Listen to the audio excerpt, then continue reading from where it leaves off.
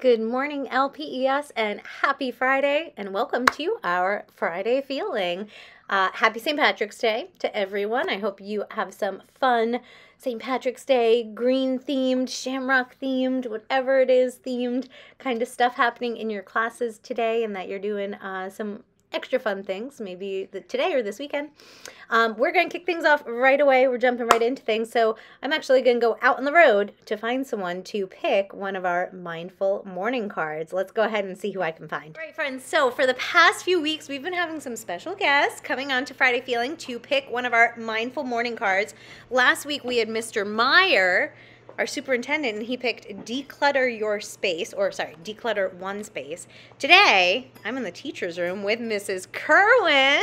So Mrs. Kerwin, would you mind picking one of our cards here? I'm going to flip them upside down. You can shuffle them about. It's a shame somebody here can't choose Yeah, it. All right, true. here we go. Let's see. And What do we get? sing in the shower. Oh my gosh, I love this one. That's a fun one. I do sing in the shower. that's a great way to spread some Ooh, mindfulness like and some cheer. So thanks, Mrs. Kerwin. Absolutely. All right, thank you. Okay, I'm going to pass it over to Miss L, one of our interns who's going to be doing some mindfulness activities with you guys right now. Enjoy. I'll see you in a little bit. Hey everyone, my name is Miss L. I've met quite a few of you already in both Miss Heffler's office and just around the hallways.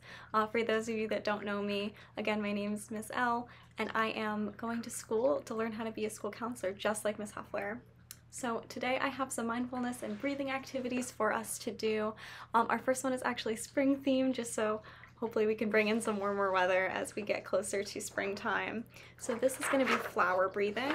And what it says on here is it says slowly trace the flower petals, breathe in for 2 petals, and then breathe out for 2 petals. So we're going to do it together. Okay, so we're going to start over here. It says breathe in, so we're going to breathe in for 2 petals, breathe out for 2. And these are really great to do whenever you are feeling stressed or just having big feelings. You can always pick up your petal. We'll do it one more time. So 2 petals for breathing in and 2 for breathing out.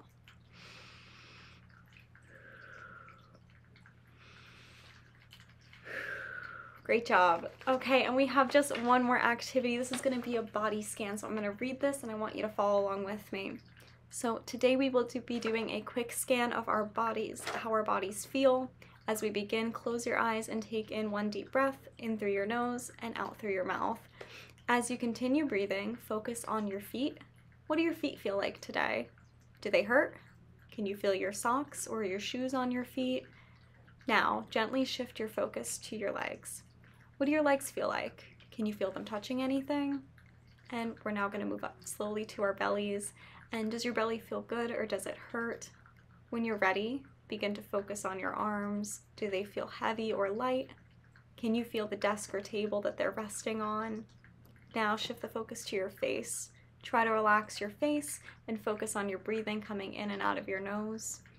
Do you notice anything about the way your head feels? And when you're finished, take a deep breath in through your nose and out through your mouth and slowly open your eyes. So thank you guys so much for doing those with me today, and I am excited to see all of you around the school and in Miss Heffler's office as we meet. Thanks. All right, everyone. So I was trying to think about a topic to talk to you about this week and what I really wanted this week's Friday Feeling to focus on. You might remember last week, I think it was, on our Friday Feeling, we talked a little bit about how in the springtime, maybe it was 2 weeks ago, in the springtime, sometimes we start to see some behaviors or some ways of treating each other that aren't the kindest, right? Around this time of year, you've been in your class for well over 100 days. You've been with the same group of kids, the same people for all of these months from September up until March, over halfway through March now. And sometimes we can start to get on each other's nerves. Sometimes we can start to irritate one another or frustrate one another.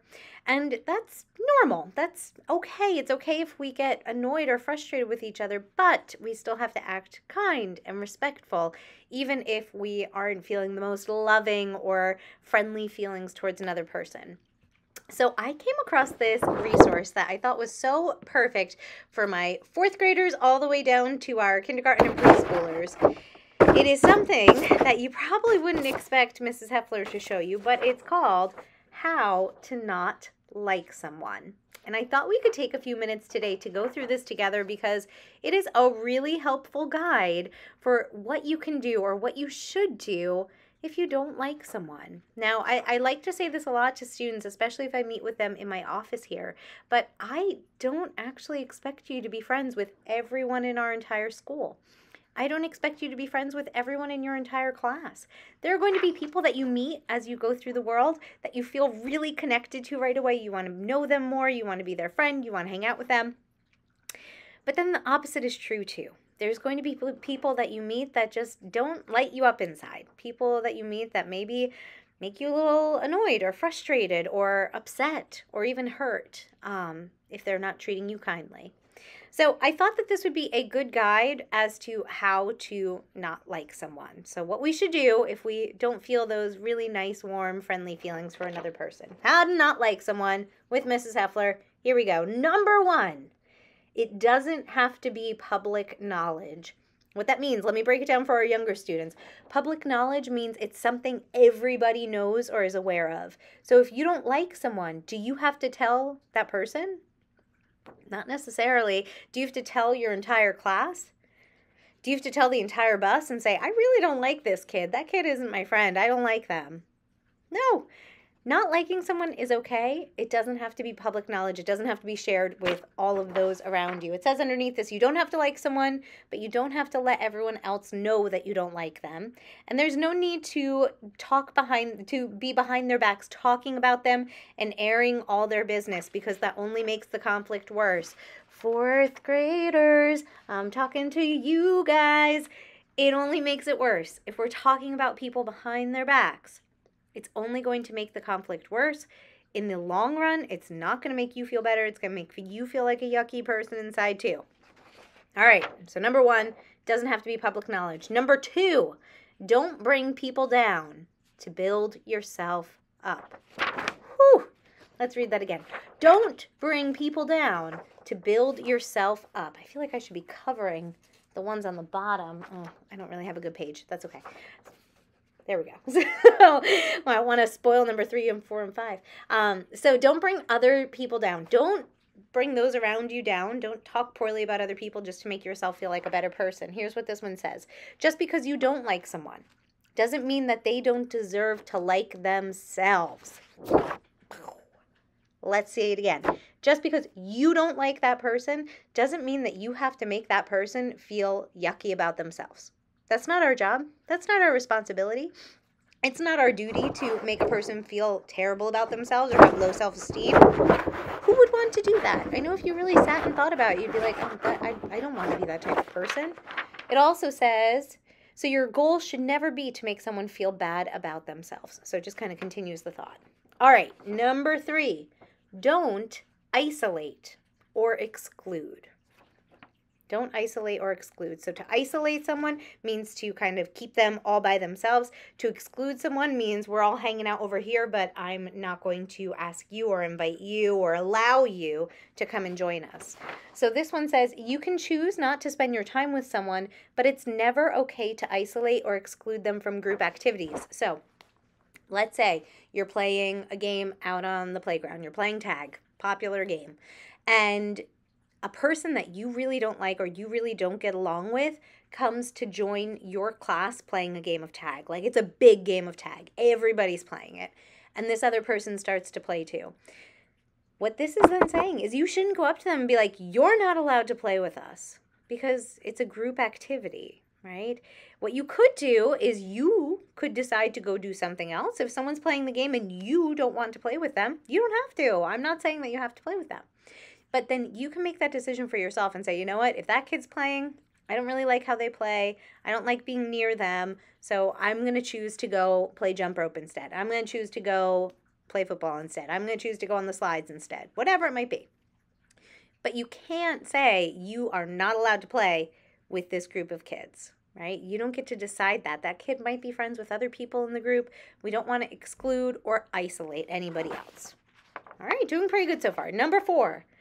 Don't gang up or try to overpower people. And I know for my older students, you might also recognize some of these things that's telling you not to do are also some hints of bullying. Excluding people is sometimes a hint of bullying. Getting other people to gang up or act against somebody else is a tendency of bullying. So we don't want to do that to others. So we don't want to gang up or try to overpower people. What does that mean? There may be a reason that you don't like someone, but that doesn't mean that you need to recruit others to not like them. And if it's a personality conflict, not everyone's going to have the same issue. So that means if you really don't like Sally, I don't think we have any students named Sally at our school. Let's say Mrs. Heffler and Sally, we do not get along, we're not friends. I'm not going to try and get all my other friends over here to start disliking Sally also. That's not my responsibility. It's not my job. It's not a nice thing to do. I am completely allowed to not like that person. That's okay, as long as I'm still being respectful and kind. I am allowed to not like that person. But I'm not allowed to try and get everybody else in my whole class or in my friend group to also not like that person. That could be bullying. Or it could just be being really not nice and being a hurtful person. If Sally hasn't treated you well in the past, if Sally hasn't been nice to you, power to you. You don't have to be friends with Sally. It's okay. But you don't have that responsibility or that job of making everybody else not want to be Sally's friend either. And last but not least, number 5, use good communication skills to respectfully set your boundaries. So good communication skills, that means your ability to talk to other people or to tell them how you feel or what you're thinking. Boundaries, this is a hard one to describe. I try and do it sometimes when kids come in here, but I'm not always great at talking about what a boundary is. A boundary is kind of like a line that you don't want people to cross. So it's almost like a personal set of rules that you have for yourself and for the people that you care about in your life. I'm not doing a great job of explaining this. Let me try this. So a boundary of mine might be, I don't let other people talk about my friends.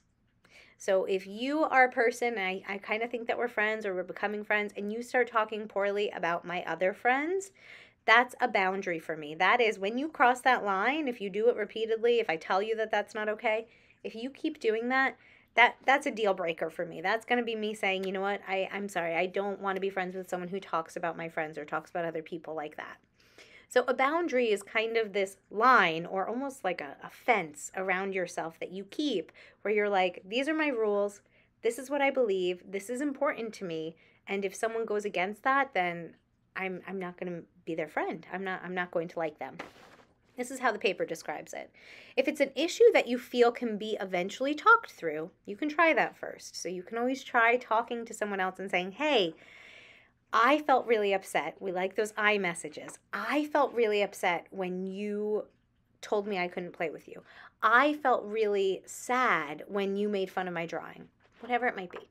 You can respectfully tell someone when they've hurt you in a certain way. So that's number 1. And number 2, if that doesn't work, use those same skills, the communication, talking skills, to say, hey, look, I need some space from you right now because these are the things that continue to bother me. So it's okay to ask for space. It's okay to let someone know respectfully and kindly a way that they hurt you or upset you. Again, iMessages, I think some of our lead officers are doing that with students in grade 2 right now, using iMessages to say, I felt upset.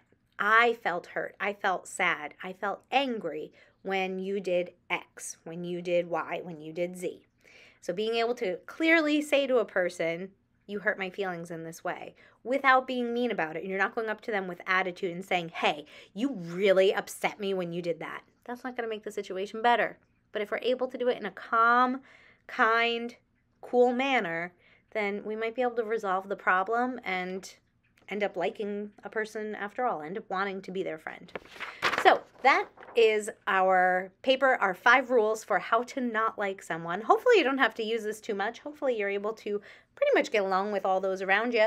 But if you are having a conflict with someone, if you're not getting along with someone, I think that these are pretty great rules to live by, both for kids and adults too. There are some of these where I'm like, I should do that. That's a good thing. So hopefully we learned something together today about all of these different rules. Okay, my friends, so we have just one last thing to get to today, and that is, of course, our Wheel of Kindness. So, my office is a little messy right now because we have Panther Pride. I'm recording this on Thursday, and we have Panther Pride in a little bit.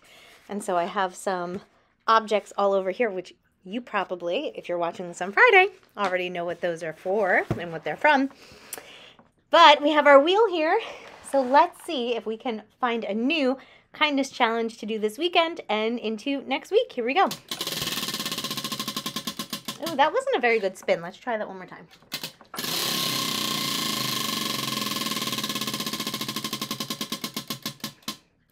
Okay, it says, leave a kind note for someone. I like this one because you could do it at home or at school or someplace even totally random.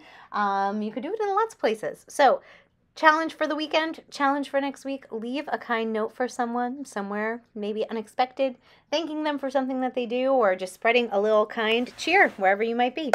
All right, my friends, that just about wraps up our Friday feeling for this week. I am so excited to see you all next week, same time, same place, and until then, be kind, LPES.